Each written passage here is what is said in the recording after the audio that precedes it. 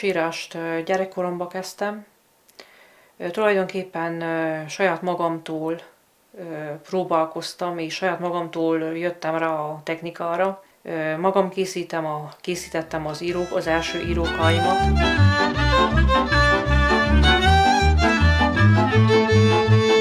Tojásíráshoz szükségünk van írókára, vagy háromszéken, ahogy nevezték, kandéra. Tulajdonképpen egy egyszerű gyümölcság vagy fapálcika, amely a végétől kb. 2 cm-re be van hasítva, és vékony rézlemezből tűköri csavart csövecskét készítünk, amelyet behelyezünk ebbe a vágásba. Körbe tekerjük akár szorosan, akár rézdróttal, vagy pedig gyapott fonallal. A viasz felmelegítéséhez kis rezsót használok, villanyrezsót használok, amelyre ráhelyezem az észlábasomat, és beletördelem a mélyviasszat apró darabokba. Amikor úgy látom, hogy megfelel a viasz állaga, akkor elkezdem a tojáson a rámázást. Meghúzom a hosszanti felezővonalat, és ezáltal 2 oldalrészre osztottam a tojást.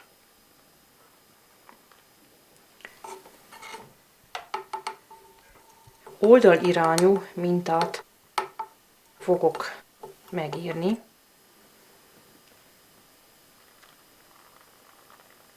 Kialakítom a tulipánt.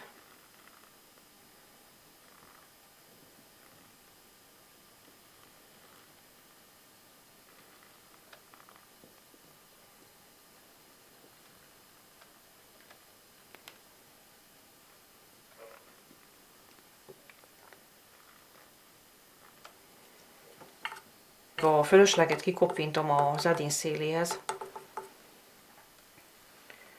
Pontozom az egyik szirmot.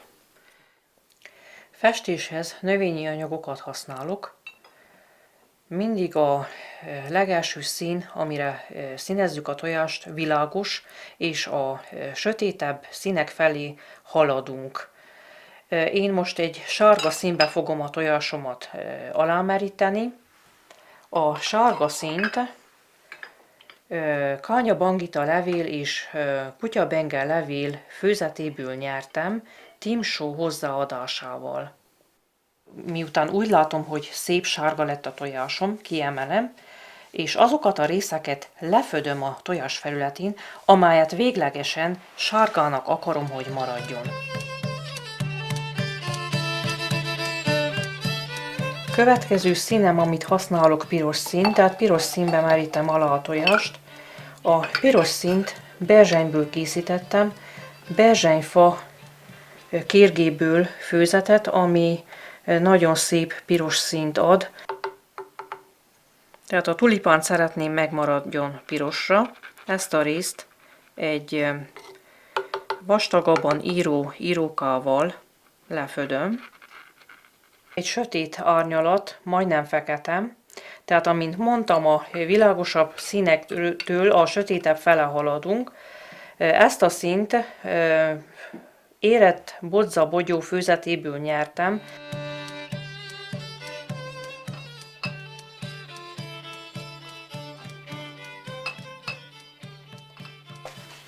A tojásírás legizgalmasabb pillanata, amikor a tojás felületéről töröljük le a viaszt, igazából akkor látszik meg a szép minta. Meleg láng fölé tartjuk. Tehát így néz ki, amikor a viaszat eltávolítottuk a tojás felületéről, és előtűnnek a növényi anyaggal nyert színek.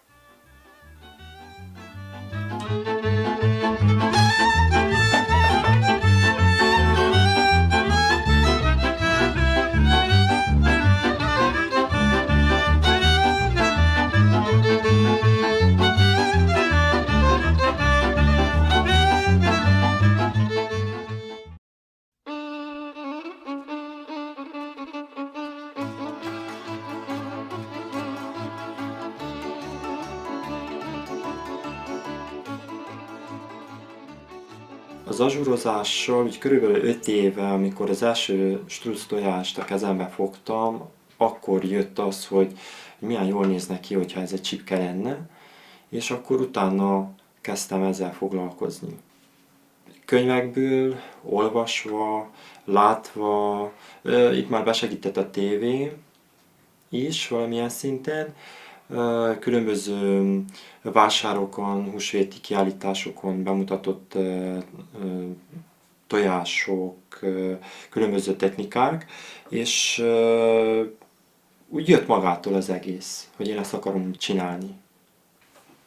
Kezembe veszek egy tojást, lerakom, megint kezembe veszem, és úgy kialakul, hogy arra a tojásra milyen minta illik, vagy milyen virág. És utána jön a többi magától.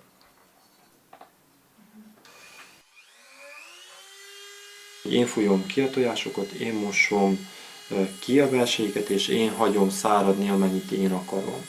És utána kezdődik a batikolásos technikával, felkerül rá a viasz, maga a minta, utána megkapja a csipkehálót. Amikor a csipkehálót megkapta a tojás, utána maratódik savban, ecetsavban. A maratás után lekerül a viasz, és utána kerül maga a munka nagyobb része a tojásra, amikor át kell törni különböző részeken, és különböző részeken kell mélyíteni, hogy azt a hatást érjük el, mint hogyha tényleg faragva lenne.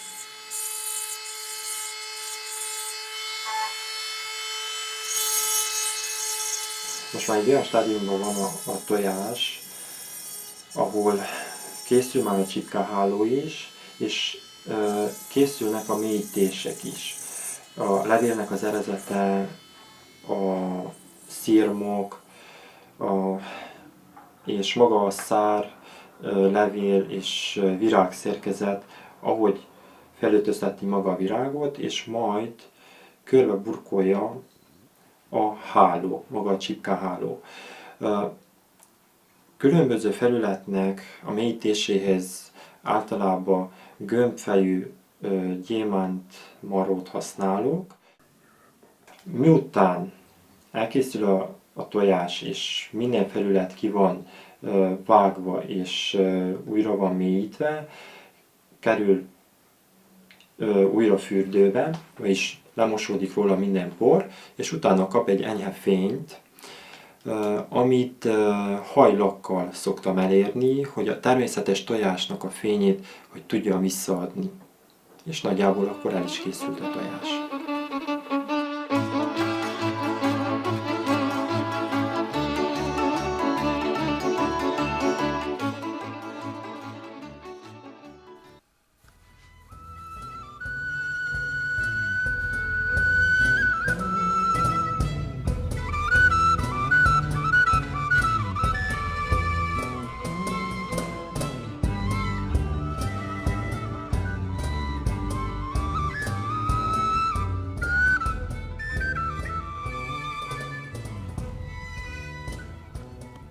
A sors 2002-ben összehozott Majus Ádám kovácsmesterrel Szentgyőrről, és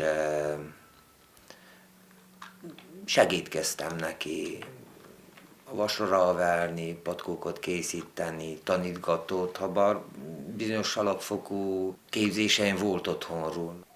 Beszereltem a szerszámokat is, ami minél miniatűrebb dolgok, hát egyszerű bádogos üllő, meg kis kalapács, meg bicska, mert ugye az ólommal lehet dolgozni könnyen. Négyszögű ólom, rudacskából kalapálom ki a szöget.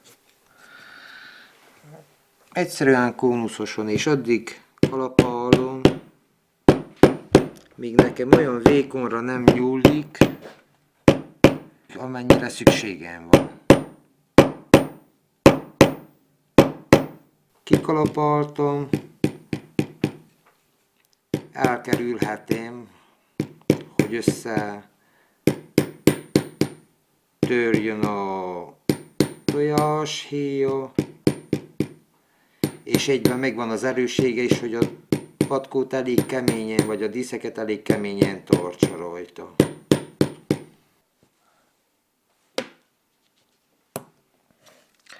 És már is megvan a szegnek a feje, pont olyan, mint egy patkószeg, lópatkószeg.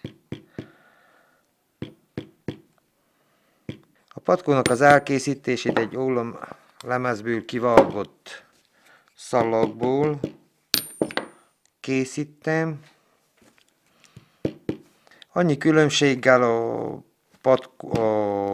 vaspatkótól, hogy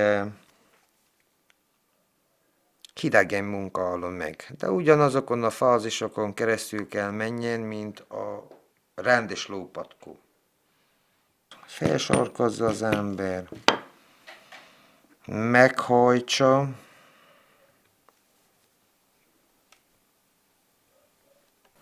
ez például egy kisebb patkó méret, egy négyszögűre hegyezett szeg, és azzal 3 lyukat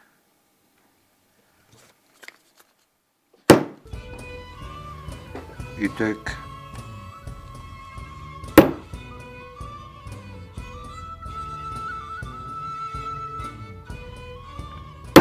Persze próbálja az ember szimmetrikusan beosztani a szegeknek a helyét is, mert jobban mutat, szebben mutat.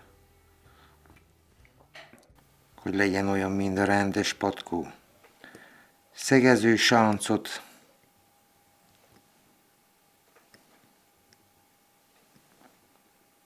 marunk bele.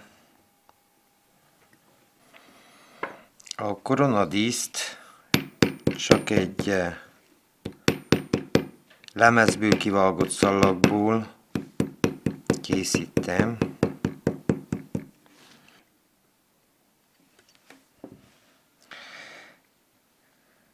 Ezt a díszt úgy hívjuk mi, hogy korona. Így tanultam a mesteremtől, így örököltem tőle.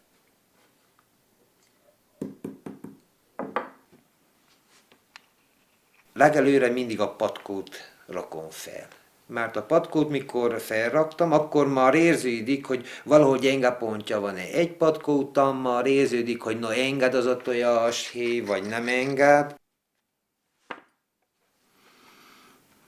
Válasszunk szeget.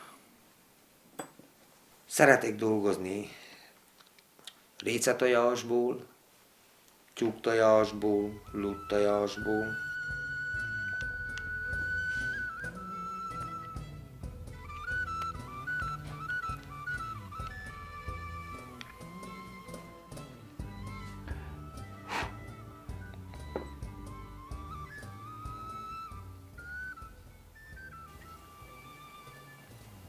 Jó keményen. És akkor kezdem óvatosan a koronát is felrakni. Mikor felrakódott a korona, a szegeket rányitolódik, a szegek rányitolódnak, meghúzódnak, rányitolódnak kétszer, mert míg a kézbe az ember mozgassa, az úgyis mozog. Ez tulajdonképpen ajándéktárnak készült annak idején egy jó ügyes kezű kovács legénytől, a szíve választottjának. Vagy jó barátnak, vagy olyan helyek is voltak például, ahol a vőlegény jelölt patkótojás kapott locsoláskor a leánytól. Hát nagyjából így néz ki egy patkótojás, egy hagyományos patkótojás.